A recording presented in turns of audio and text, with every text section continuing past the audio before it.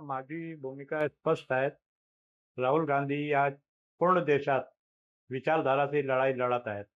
त्यानंतर मी कोशिश सुरू केली की कसं कोणत्याही परिस्थितीत जे आहे भिवंडी शहरात जे आहे काँग्रेसचा महापौर बसायला पाहिजे. शहर अध्यक्षाच्या नात्याने मी प्रयत्न केले आणि या प्रयत्नामध्ये मला यश मिळत होता. यश मिळालेला होता. कोणार्क आघाडीचे 5 लोक जे आहेत ते एकदम विश्वसनीय मला येऊन सांगितले की आम्ही जे आहेत आम्ही अनकंडिशनल काँग्रेसला सपोर्ट करायला तयार आहोत. मी हे मेसेज घेऊन प्रदेश अध्यक्षाकडे दुसरे दिवस गेले आणि तिथे प्रदेश अध्यक्षाला सांगितले की असं प्रपोजल आहेत आणि आपले 47 होत आहेत हे 5 घेऊन.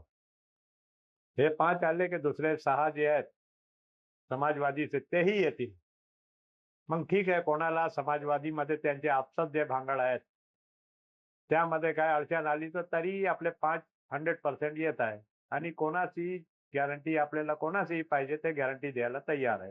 आता विकण्यात आला काय केलं मला तो खूप आश्चर्य होत आहे की भाई जिल्हा अध्यक्ष मी आहेत, तुम्ही मला कॉन्फिडन्समध्ये न घेता जे आहेत डायरेक्ट हे सर्व व्यवहार करत आहेत आणि जे चालू आहेत का पक्ष अध्यक्ष तिथे प्रेस कॉन्फरन्स घेत आहेत.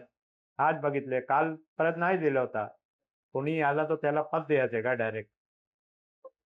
तो हे सर्व त्याला माहीत पडला होता की मी काय लिहिले आहेत ना. त्यानंतर प्रदेश अध्यक्षने जो प्रेस कॉन्फरन्स घेतले त्यामध्ये प्रदेश अध्यक्षने क्लिअर सांगत होते की ते भाजपाची विचारधारा सोडून आले आहेत.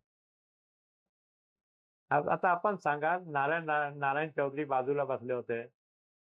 नारायण चौधरी आतापर्यंत हे नाही बोलले की मी भाजपा सोडले आहेत, त्यांची विचारधारा सोडले आहेत. त्यांनी फक्त इतका सांगितले की मी जे आहेत माझ्या गेम नाही होत आहेत आणि भाजपने मला नगरसेवक केले, तिकीट दिले, हे सर्व तारीफी करत होता. काँग्रेस नाराज आहेत.